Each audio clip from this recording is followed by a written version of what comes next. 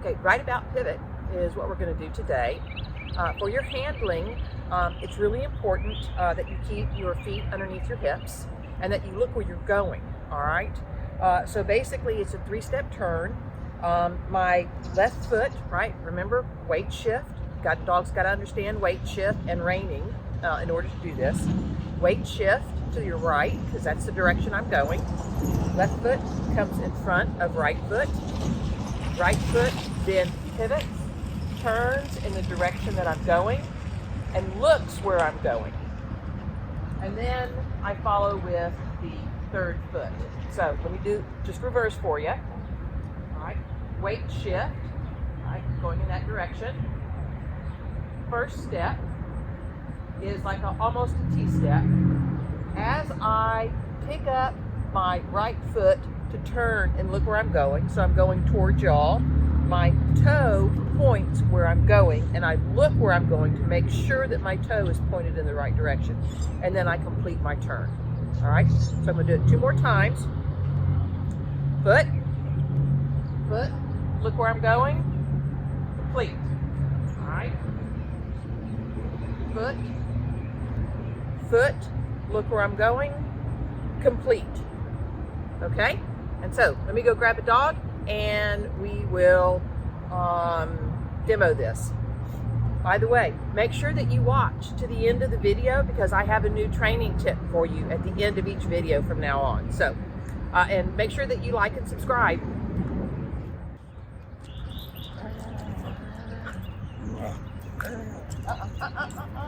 Don't do it. Don't you think about that. Sit.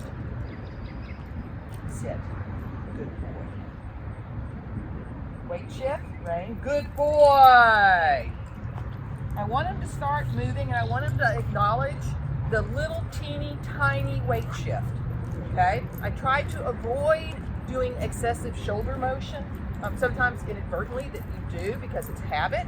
But you want to try your best to make sure that your dog is cueing on the tiniest of motions. That will get you the best results in the ring. Out.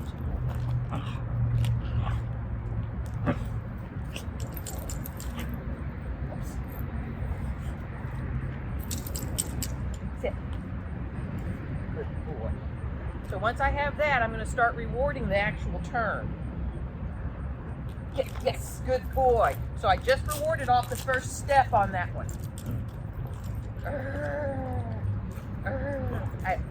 Out. Look at that. God, you're being bad today. Sit. Good boy. Up. Sit. Good boy. Yes, good boy. I want him driving a little bit forward. Most dogs lag on the about turns, so I want him to learn to drive off that rear end. Out. Sit. I'll try to do a couple different directions for you. Sit. Good boy, sit.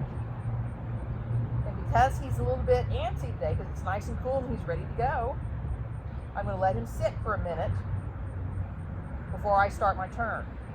Good boy. Yes, good boy. Yay, that was nice. Out. So heads up, dog's in an active state, ready to go, focused. Out.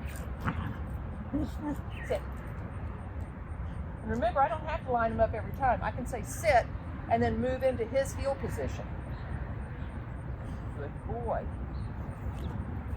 Yes, good job. So that was a complete turn. I am not going to add a sit until I have everything that I'm looking for in the actual turn. New locations in a variety of spots to test to make sure that his focus is good. Out. One more time. Sit. Sit.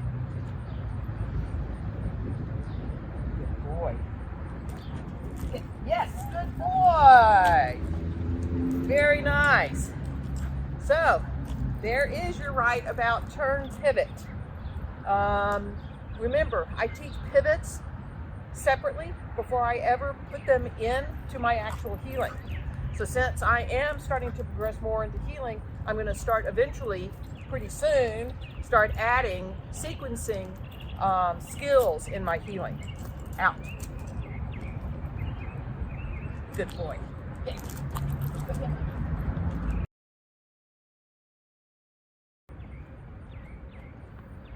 Okay, your training tip for the day.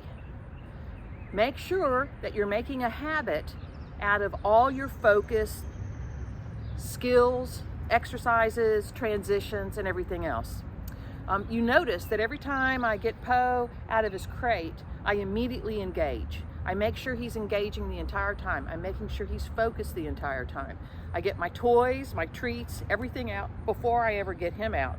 So that basically I am creating a habit that when you get out to train, bud, we're training. Don't look around. Don't focus on anything else. I'm not going to allow you to go potty or anything else, so you can't sniff and do all that other stuff while I'm setting up equipment. I am 100% focused and training. Okay? So make sure you make it a habit. I'll see you next time.